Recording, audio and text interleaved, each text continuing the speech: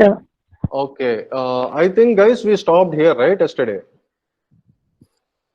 we stopped Yes, sir. recursion. Okay, so yesterday we talked about algorithms and the building blocks of algorithms in detail. Okay, so let us continue our understanding of algorithms and problem solving.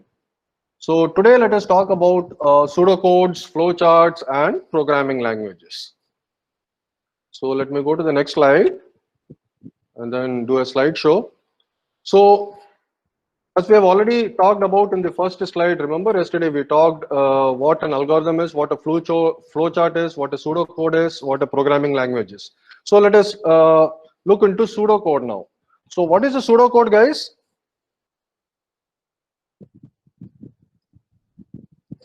Please come up with your It's a way answer. of writing a program without actually using a programming language. Using keywords. Keywords, yeah. Exactly. Keywords and So statements using yeah, correct. Absolutely right. So it is essentially making use of keywords to come up with a outline of the problem to solve, right? So you make use of keywords and other notations that are available in the programming language that are familiar to you, and you can make those notations in your particular approach to solve the problem, right? So that is called as pseudocode. Now, one important thing as a best practice that you guys need to remember when writing a pseudocode is all these notations and conventions when you use in the pseudocode, generally as a best practice, you write it in capital letters. You write all these notations or keywords whenever you use in the program in capitals. That is considered to be a best practice. So pseudocode is nothing but short instructions using keywords. You can think of pseudocode as the draft of a program or the program outline. Okay, so think of pseudocode something in between your algorithm and your actual program, right? So let us have an example. See this particular example here.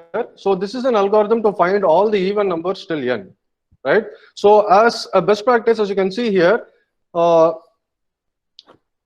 most of the notations or keywords are in capital letters, right? So we begin. So begin is in capitals, right? So this is you can either say get, input, read, or whatever, depending upon the programming language that you're already comfortable with. Say, for example, we will be making use of Python. So we will be making use of input. Input is a keyword that is available in Python. It's a function in Python that you can make use of.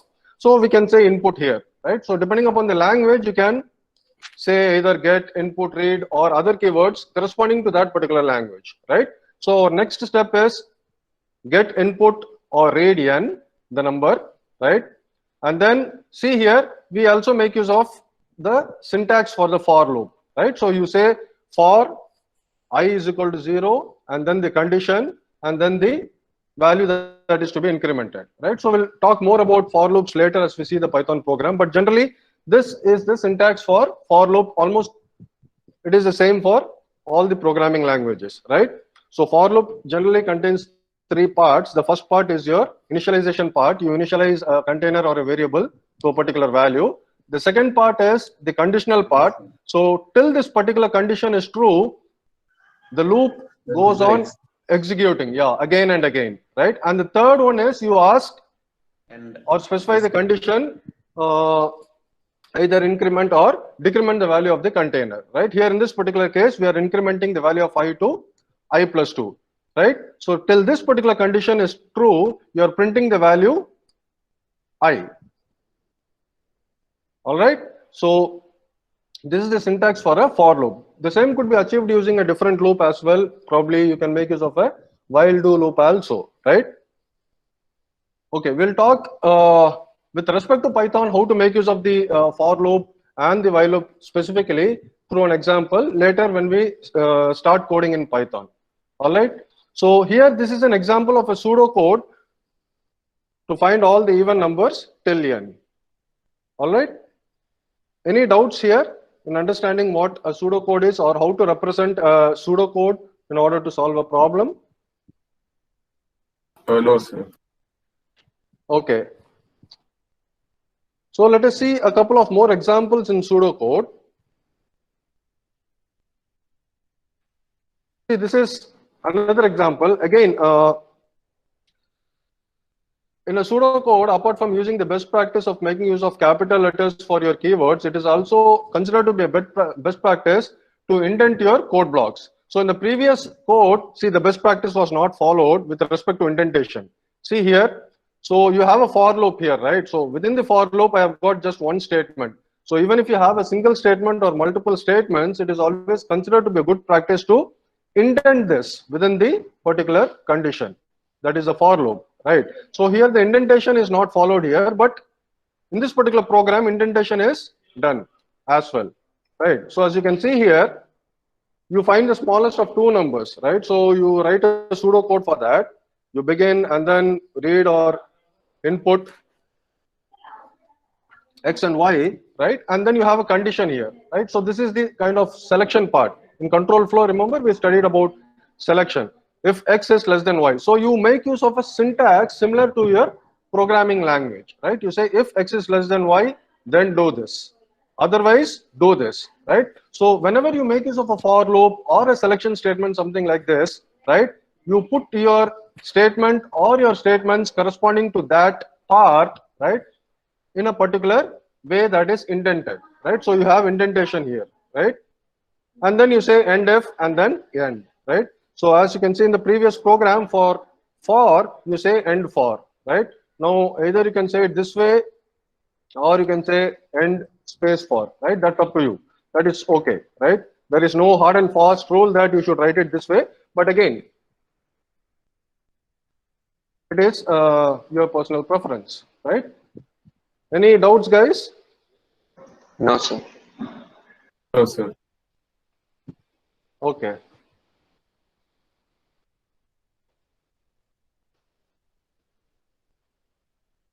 Another example, this example is also even numbers till n, but we make use of a different approach. Rather than making use of a for loop, we make use of a while loop, right? So as I have said, you can either make use of a for loop or a while loop, right? In this particular case, we are making use of a while loop. So whenever you make use of a while loop, you need to have the initialization outside the while loop.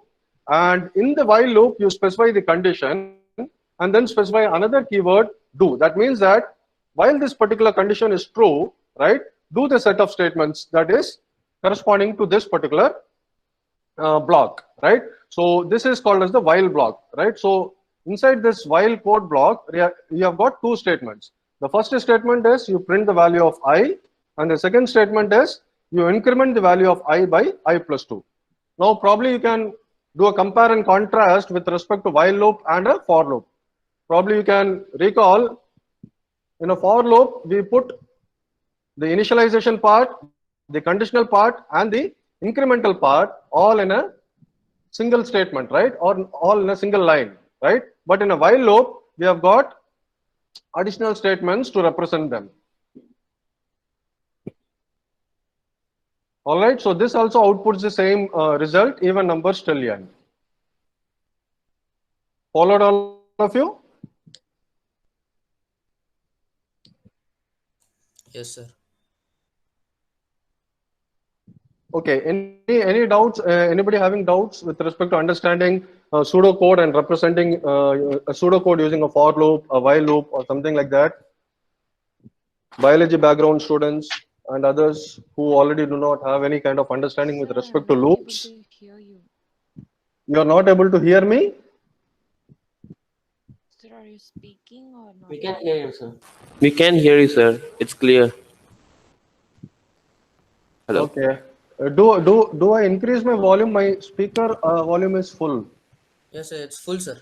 It's full, sir. Like, it's fine. We can hear you. It's fine. We can hear you, sir. Hello. Okay. Hello. I'm Hello. able to hear you. Yeah. We can hear you, sir. Yeah. One candidate, I think there is some kind of problem.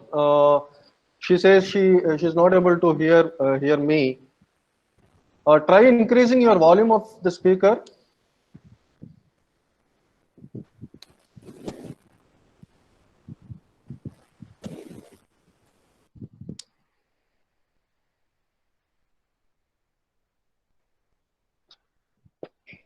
Okay, so these were some of the examples for pseudocode. Another example. So see this example. This is again an example for functions and recursion, right? So this is another example, factorial using recursion. So here in this case, I say begin, input n, right? And then the next step is call factorial n, right? Now, this call is not available as a part of Python per se, but then you can represent it. You can say call factorial n in pseudocode, no issues. So you call a function called as factorial and pass in a parameter called as n, right? And then you print fact. Fact is something that will be the return value from this particular function, which is factorial, right? So you write the entire program, right? And then just call a function here, right? But you have a pseudocode for the subfunction factorial separately, right? So this is factorial n. So within this particular function, you write the logic of this particular subroutine or the function, right? So factorial n, you say that if n is equal to 1, you return fact equal to 1, right? Or you assign fact equal to 1 and then return fact. Otherwise, if n is not equal to 1, you recursively call factorial, right? You say fact is equal to n into factorial of n minus 1 and return fact, right? So whatever the value fact is returned back to the caller, right? So the caller is this particular line, call factorial n, right? And when this particular function is done, right, either this value or this value is replaced in this particular line, right? So that is printed. So far so good, guys? Understood all of you? Yes, sir. Yes. Yeah, you can make use of a similar approach for Fibonacci as well. Although probably I will be providing the solutions to all the programs in the LMS. For Fibonacci series also, you can make use of a similar approach.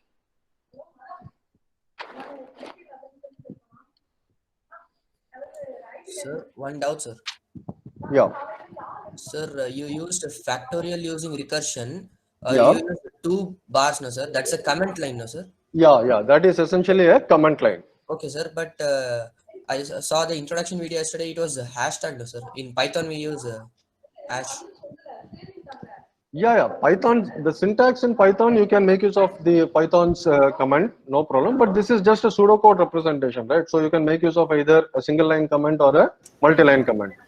This is for C++, right? Sir, Yeah. Plus Double slash. double bar, no, sir? Yeah. Okay, sir. Okay. Yes, sir.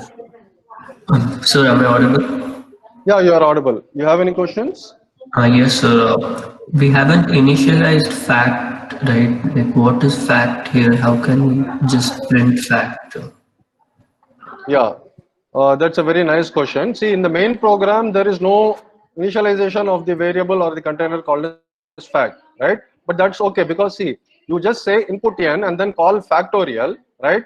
So this fact will be known, right, only after this particular line is executed. And this particular line returns fact. So fact is available in this particular function, right? So fact is known to this program as well. Clear? Okay, sir. Okay, thank you. Okay.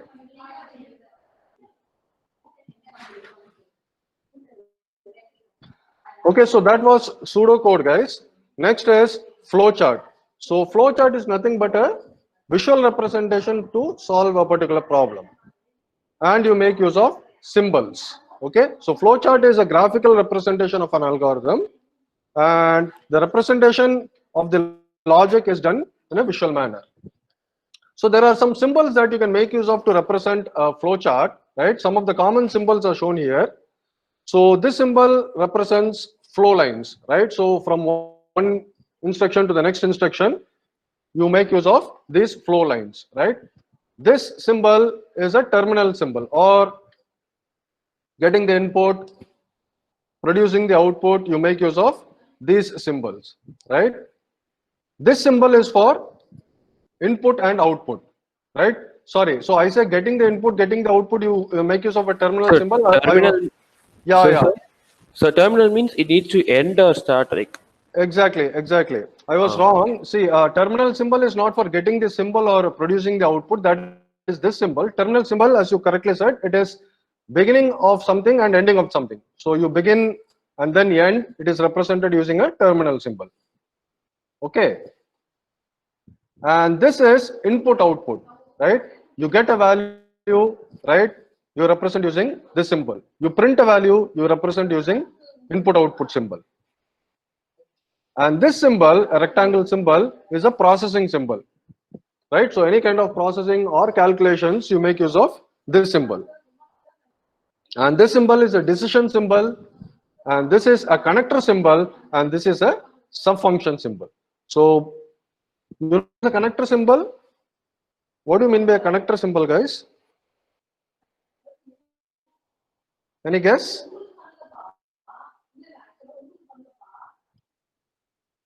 Maybe Break. it connects like two programs. Like break, it can be, sir.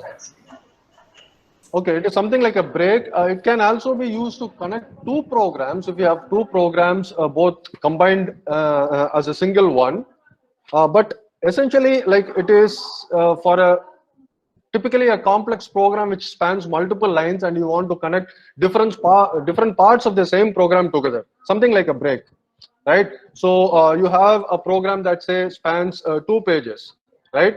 And you write the program, right? The first page contains a part of the program, and the second page you connect that particular program so that the flow continues, right? So you make use of a connector.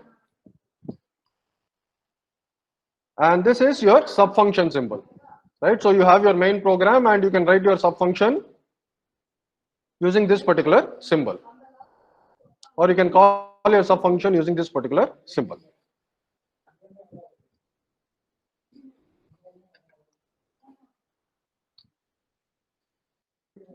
So let us see an example.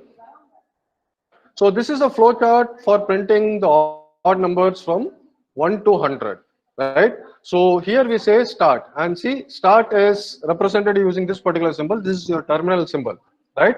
So start, end, right? So you make use of terminal symbols. And then here you make use of a symbol which is your processing symbol, a rectangular box. You say I is equal to 1, or initialize I is equal to 1, right? So that is your processing symbol. And then your next is you have a condition. You say if I is less than 100, you check for a condition. And for checking for a condition, you make use of a symbol like this, right? So if this condition is true, you do this, otherwise you do this, right? So if this condition is true, if I is less than 100, right, you output I, right? So this is your input output symbol, right? So if I is less than 100, you output I, and then increment I by 2. So I is equal to I plus 2, right? And then you check for the condition once again, right? Till this particular condition is true, you keep on doing this and output all the values from 1 to 100. Essentially all the odd numbers from 1 to 100, right? So once this condition becomes false, right, you quit out of the program. So this is an example for a flowchart representation to solve a particular problem. Clear, all of you? Sir, I have a doubt, but it's Yeah. not relating to this. Uh-huh. Sir, in Python, while initializing a variable, we don't. I've seen that they're not mentioning the variable type, like int or string or something. They're just initializing it. Yeah. How does that work? Fantastic question. See, Python is dynamic typing. See, unlike other programming languages that you probably might be familiar with, say for example Java, you specifically say int I or say int X or something like that, right? Yeah. So that is called as static typing. So Python, unlike Java or some other statically typed languages, it infers the type automatically or dynamically at runtime, right? So depending upon the value, when you say for example I is equal to 100 and don't specify a type, when the particular program is run and that particular statement is interpreted, right? So depending upon the value that you assign to I, so it understands that okay, 100 has been assigned to I, so it's got to be a number or an integer. Yeah. Okay. Okay, so Python is flexible in that sense. We'll talk more about all those things later, right? Hope you understood this. Yes, sir. Yes, sir. Thank you. Okay.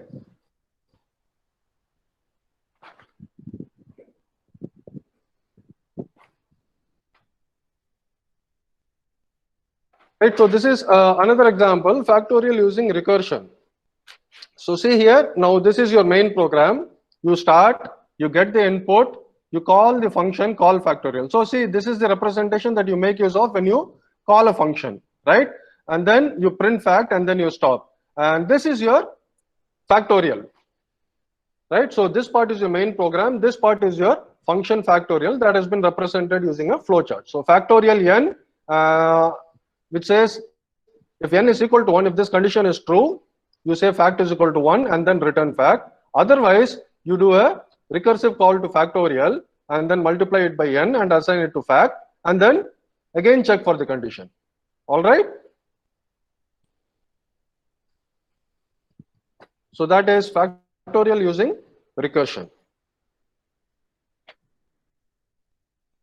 Fine. So far we have seen algorithms, the building blocks of algorithms. We talked about pseudocode, the representation to solve problems using pseudocode, and then we also talked about flowchart. And now let us talk about programming languages in general. Right? We are not very much specific to Python here. In this particular section, we are going to talk about programming languages in general. Right? So, guys, what is a programming language? A language that a computer understands. Yeah. We can't write everything in machine language, sir. So we need to something intermediate like. Okay. Okay. Now, if your statement is like, see, you say a language that the computer understands, right? Now you write a program, say for example, using C, C++, Java, or Python, or JavaScript, or whatever language, right?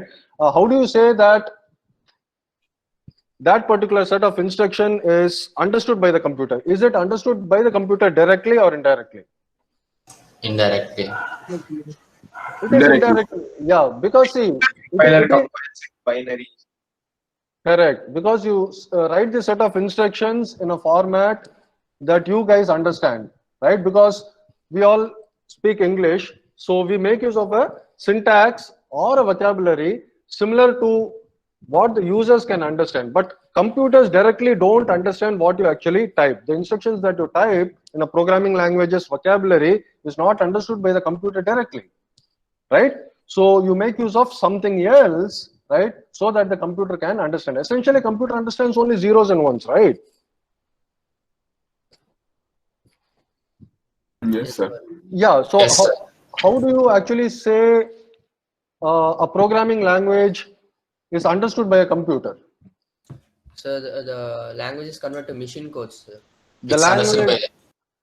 by Okay. Binary is like ones and zeros, it will be converted so that machine can understand. So that machine can understand. Correct. Absolutely right. We let us spend some time discussing about this particular aspect in general, because it is very, very essential. So as you said, like you write a particular source code, and that particular source code is converted into something called as binary that the machine can understand. Let us discuss on these particular lines and try to get a better understanding of two important terms that you guys need to know, which are called as compilers and interpreter. interpreters. Right? We'll discuss about compilers and interpreters shortly. Okay, so programming languages are languages that are used to communicate or talk to the computer. But please remember, the instructions that you write using a particular language's vocabulary or syntax are not directly understood by the computer, right? So computer understands only zeros and ones. You need to have some kind of intermediary that does some kind of processing and converts your particular set of instructions in language, right? Zeros and ones, right? Let us talk about that, right? So for that, we have got something called as compilers and interpreters. Let us discuss about compilers and interpreters now. Okay. So before that, another point, when you write a particular program using a particular programming language's vocabulary, or sometimes called a syntax, you must follow the language's rules, right? You need to follow the language's rules correctly so that you get the output correctly without any errors. So if you don't follow the rules, right, you don't get the output correctly, right? Also, apart from following the language's rules, right, it is also recommended to follow the language's best practices and conventions, right? So what do you mean by best practices, conventions? So since you guys asked about like static typing, dynamic typing aspect, right? Guys who are already kind of comfortable with any other programming language like C, C++, or Java, can you say what is or what do you mean by best practice of a particular language or conventions for a particular language? Time and space complexity. No, time and space complexity is not best practice kind of. Whether you intend or not, Indentation, that's indentation, indentation. proper indentation and presentation. Indentation is related to only Python. Yeah, Actually. indentation, you are very much specific to Python. Oh, why specific? You say indentation. Indentation is, yes, it is a best practice. Now it is only related to Python. Now we are talking Program about. should be understood, We need sir. different types, sir. Hmm? So in C and C++, we shouldn't leave uninitialized pointers. That is the best practice. Yeah, correct. In C and C++, you do not leave any uninitialized pointers. You specifically take care of memory management correctly so that things are all right. Right. So absolutely correct. So those are all called as languages best practices. Right. So apart from those things, see, even space and time complexity, you can say it as a best practice with respect to efficiency. When you actually write a particular program, right? So when you write a particular program, right, with respect to the lines that you write or the statements that you write, you can follow certain best practices. For example, how do you name a variable? For example, how do you name a class, right? You can name it the way that you like, right? But again, there are certain best practices, if followed, will be actually kind of more readable and it will be more clear for others who read your program. Those are called as best practices and conventions. Clear, guys? Yes, sir. Okay, sir. Okay, as an example, probably those guys who already are comfortable with C, C++ or object-oriented programming language like Java, right? Let me tell you if you have already followed this kind of best practice for, say, for example, Java. Say, for example, there is something called as notations, right? For naming a variable. There is something called as Pascal case. There is something called as camel case. Yes, sir. In C++. Yes, we have. Yeah, those are best practices that you follow, right? Say, for example, whenever you define a class, you always make use of Pascal case. Whenever you define whenever you name a particular method, you make use of a camel case, right? So those are best practices. Although it is not a hard and fast rule that you make use of a camel case to represent or name a method, right? It is considered to be a best practice. All right, and somebody talked about indentation in Python. Yes, indentation in Python is also considered to be a best practice, right? So indentation in Python, you can leave, say, for example, 2 levels or 3 levels or 4 levels or say 10 levels also, right? It all depends upon you. But as a best practice, right, it is considered by default to have 4 levels of indentation or 4 spaces. Okay, sir. Okay, fine. Now let us talk something about compilers and interpreters. Okay, we have something else before that. What is that? Let us see. Now that is called as types, right? So there are 3 types, right, of programming languages, right? Machine language, assembly language, low level language, and high level language, right? So before we see the pros and cons of each of these languages, can you just probably tell me what a machine language is to start with? Zeros and ones. Binary. Yeah, you represent the instructions in binary, right? So that is machine language, right? What is the assembly language? It also has some specific syntax that's between machine language and high level language. Yeah, it has It is got, understood by the operating system, like. okay. It is understood by the operating system. It is something in between the machine language and the high level language. Correct. Can you give an example for an assembly language? Like C++ code is full of assembly language. C++ code is full of assembly language. Yes. Say, for example, if you directly make use of instructions that is directly related to the computer's architecture. say a 8085 machine or a 8086 machine, right? Command prompt. No, at the command prompt, whatever you give are called as command line scripts. They are called as scripts. We'll talk about scripts later. But assembly language, as you said, it is something in between machine language and high level language, wherein again you use some kind of notations, right? But it is not close to the machine language, but it is not as high as a high level language. It's something in between, right? So that is called as assembly language. Typically, you make use of assemblers that do the job of translating your assembly language to your target machine level code. And then we have low level and high level language. Right now, I have grouped this into a single point because they are related, right? Okay, now what is a low level language and what is a high level language, and how is a low level language related to an assembly language? Okay, so let us start with low level language. What is a low level language, guys?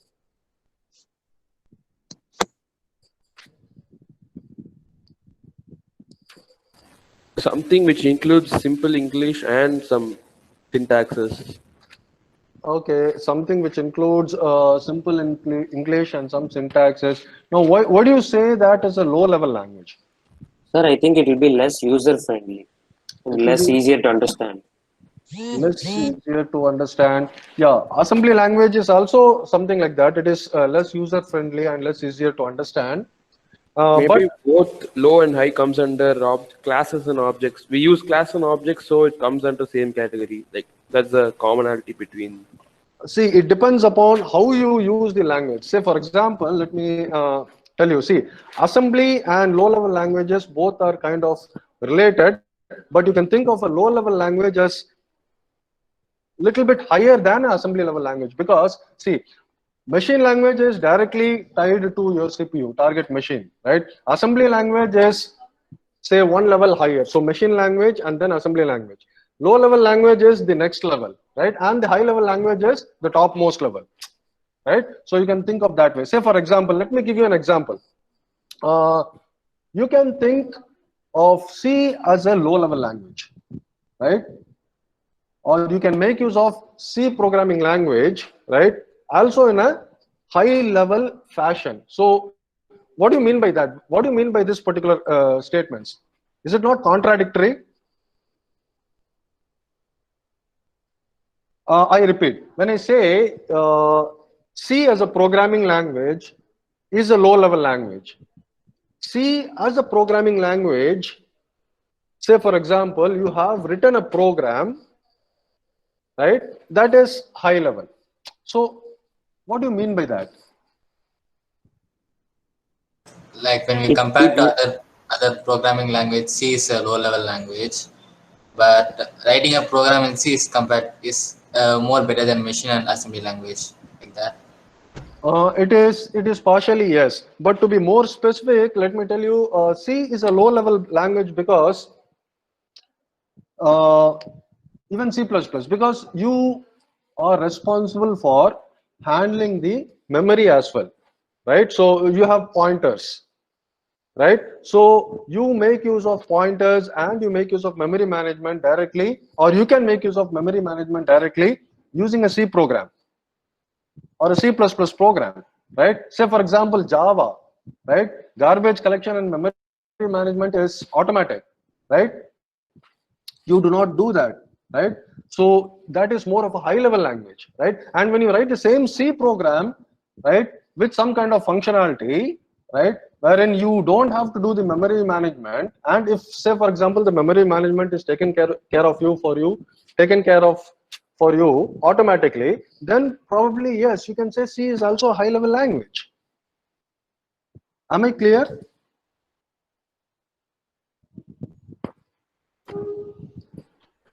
Yes, sir. Okay. Now that is machine language, assembly language, low level language, and high level language. Now let us see some of the pros and cons of each, right? So machine language, they are binary instructions. Some of the pros are, it is the fastest of all, right? The cons. What is the disadvantage of machine language, you guys say? It's not user friendly. To understand. Yeah, it is not user friendly. It is not easy to understand. It is time consuming, right? It is very hard to debug as well, right? And also, it may not be portable. What do you mean by this? Now, this is a very important aspect which is very much related to the concept of compilers and interpreters that we'll talk about later. Now, what do you mean Sir, by when you're using it in Windows, the code will be different, and then if you use it in Mac OS, then it will be different. Like okay. depending on your platform, the thing will be different. The machine language. Correct. So it is basically with respect to the architecture of the computer. See, depending upon the platform, rather than saying depending upon the platform, see, you may have a Mac OS, you may have Windows, you may have Linux, all are different platforms. But again, whatever operating system you use, computer understands zeros and ones, and these zeros and ones, the way it is represented by a computer, each computer has got its own architecture. So it is more of the architecture. So depending upon the architecture, right, your particular code that has been written for a Mac operating system may not run on a Solaris operating system or a Windows operating system, right? So that is called as portability, right? So the same zeros and ones won't work everywhere. Is that what you're saying, sir? Yeah, because the architecture varies, right? Okay. So yeah, you have got architectures that are different, right? Computer machine architectures are different, and zeros or one are also represented differently by different architectures. All right. Okay, sir. Sir, but the programming language is the same, sir. So okay, why won't it work?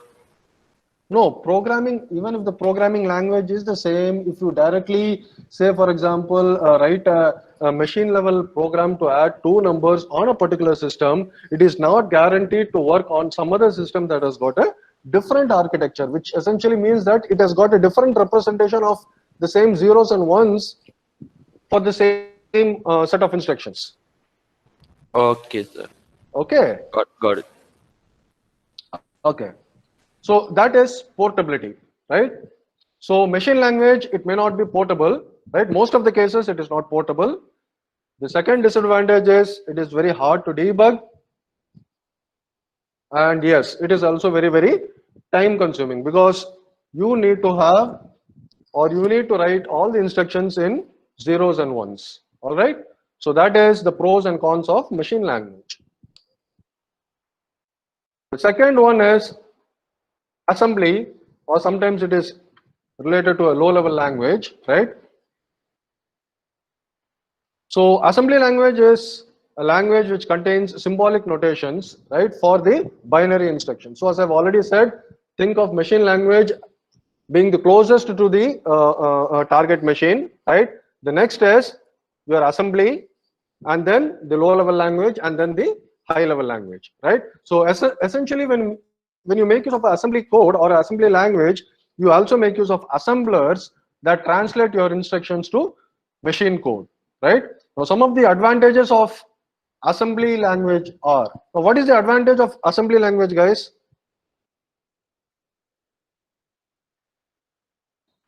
It's more user friendly. Machine Yeah, language. Machine it code, is sir. more It will definitely. process fast. Yeah. Is it portable? It is not portable as well. It's not portable. Yeah. So see, the advantage, as somebody said already, it is more user friendly, but it is not as user friendly as a high level language. It is definitely more user friendly than a machine level language, right? And also it is easy to debug than a machine level language. Now this is in comparison to the machine level language, right? And also it is easier to read than a machine language, right? Now what is the disadvantage? The disadvantage is it is slower, right? Because machine level language, what is the advantage? It is the fastest of all, right? But since now you have got an intermediary, you need to have an assembler to translate your assembly code. Time-consuming. Yeah, it is slow, it is time consuming, right? So compared to machine language, it is much more time consuming, right? And again, similar to machine language, it may not be portable, right? So those are the pros and cons of assembly language. Next is low and high level languages, right? Here, let us spend some time talking about compilers and interpreters. So low and high level languages are languages that are closer to English with the language's vocabulary and its rules. Okay, sometimes called as the language's syntax.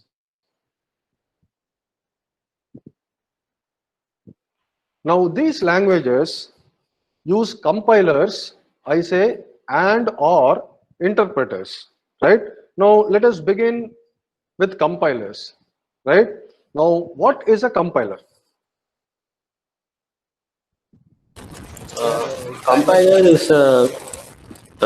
is a device like or something that compiles every codes and tells you the errors at the end of reading each line. Like, how do you say that?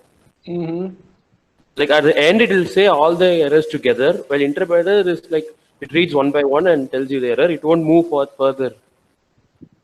Sir, it's interpreter is an immediate machine code translator, sir. Okay. Interpreter reads one line by line, and if there's an error in the first line, it just says there's an error, and it won't move to the next line. Whereas compilers will say there's an error in the first line, error in the second line, like till the end, it would be searching for errors, and then as a whole, it will give it to you. Okay. Okay. Any other understanding or perceptions on these two guys? Anybody else? Interpreters take more memories than compilers.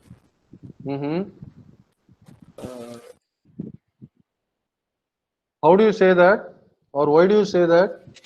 Because interpreter is something that takes more space, more memory, because it reads line by line and gives you the error. After when you correct the error, it moves to another error. So it generally takes more space. Whereas compilers, it just reads through and finds all the errors at once and just gives you. Actually, you're putting it the other way around. Other way around. Oh, okay. So compilers takes more space because it reads so many lines, whereas interpreters takes less space because it reads one line. Correct. Oh, okay. Correct. And also, interpreters are slower generally, and compilers are fast. But with respect to the analysis, right, it is again the other way around. With respect to the analysis, compilers understands the entire code, so it takes time. Whereas interpreter, as it goes line by line, the analysis is fast. But time consuming. Yeah, but it is generally considered to be time consuming than compilers. Okay, guys, now let me break this down. So compilers, they are nothing but it takes the entire source code. So whatever programming language you use, it takes the entire source code, converts it into a form which is understood by the machine. Okay, so you have the source code, right? The compiler takes the source code, converts it into a form that is understood by the target machine, and then that code is executed so that you get the desired result or output. Now that is a compiler. Okay. Now whereas an interpreter is execution of the code for a particular program line by line, right? Now what does that actually mean? Now try to make a kind of reasoning, guys. See, you say that everything in Python is zeros and ones, right? Okay, compilers, you say like it is, you take the source code and then convert it into a form that is understood by the machine. But you never said that for an interpreter. Even if it is a single line, right? Generally what happens? So whether that particular line is converted into a particular form that is understood by the machine and then that line is run, or it is something else. Is my question clear, guys? So once again, sir. Sir, can you repeat the question? My question is, interpreter executes each instruction one at a time. Right? So what do you mean by that? When you say an an interpreter executes a particular command or a line one by one, what actually happens behind the scenes? Does that particular line gets converted into machine level code or something else? Oh, it just checks for syntax errors. Sir, interpreter gives an immediate result, sir.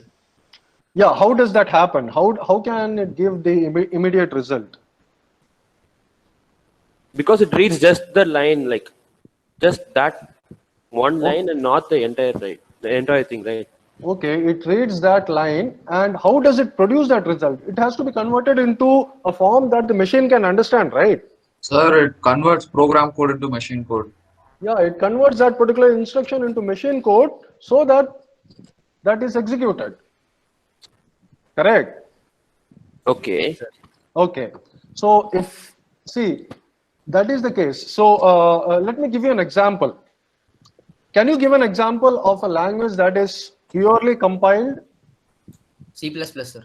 Yeah. You say C, C++. What do you do when you actually compile a program in C? Essentially, you say you build a program. So what do you mean by building a program? So in a C program, you have the source code. The source code is converted into an object code. The object code is linked and then it is run, right? Remember in C, that happens. Yes. Okay.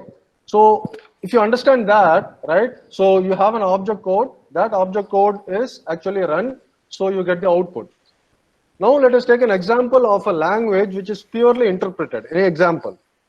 Python. Okay. Now if you say Python as an interpreted language, can I ask you a question? Justify your statement. How do you say Python is an interpreted language?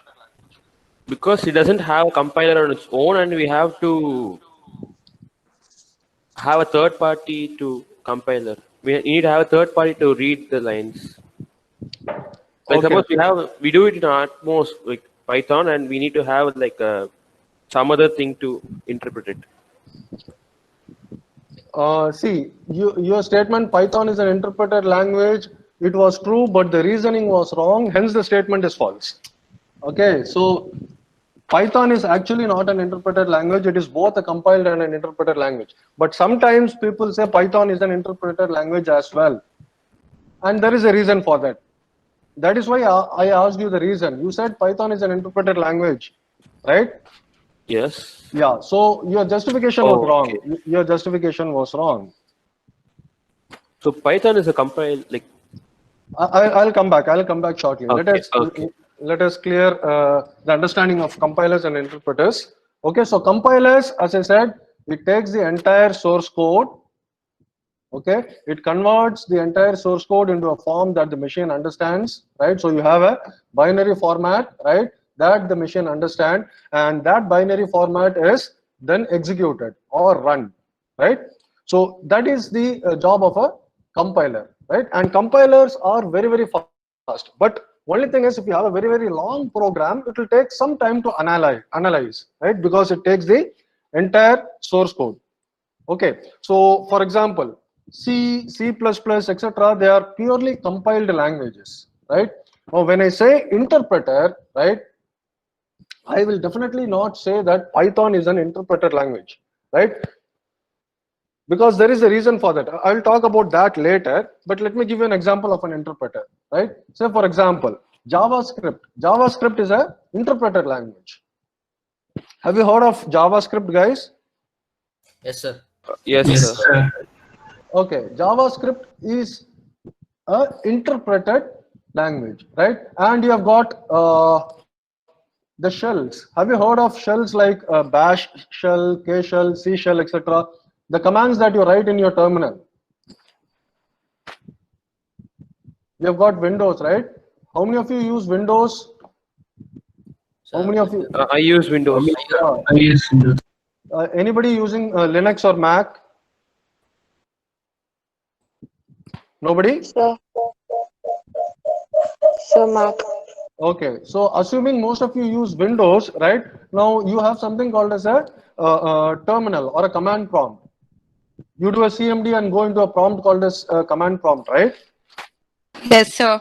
Yeah, so when you go into that particular window, right, within that particular window, how do you interact with the operating system? You just write commands and hit enter, right? Yes, sir. That is an example of a script. They are all interpreted, right? So command line utilities are all interpreted. Okay, so that is an example for interpreter.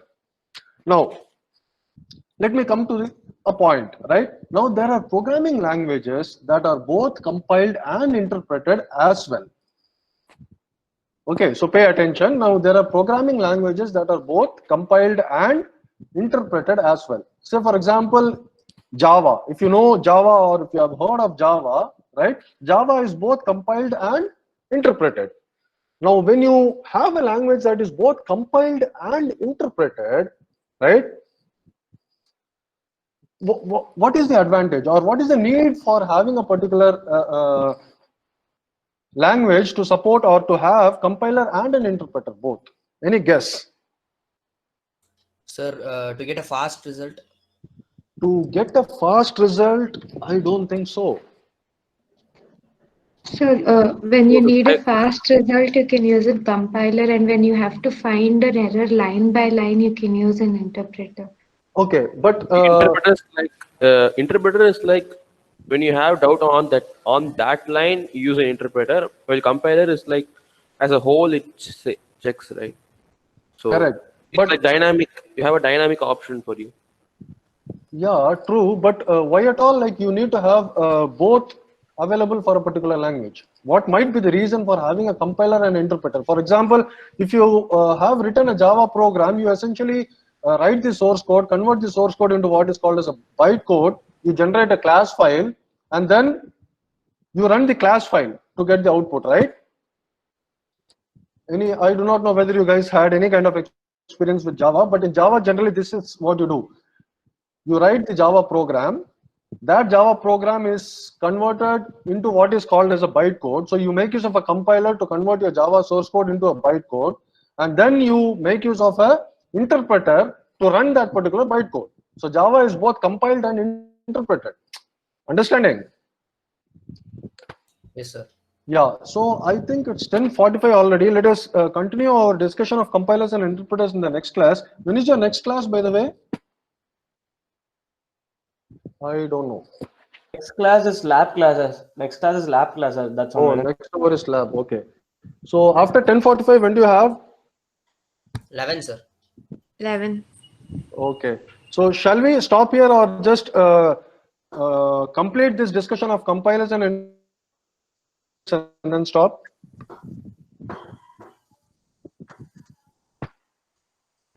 What do you guys say? You guys have time for 5 more minutes?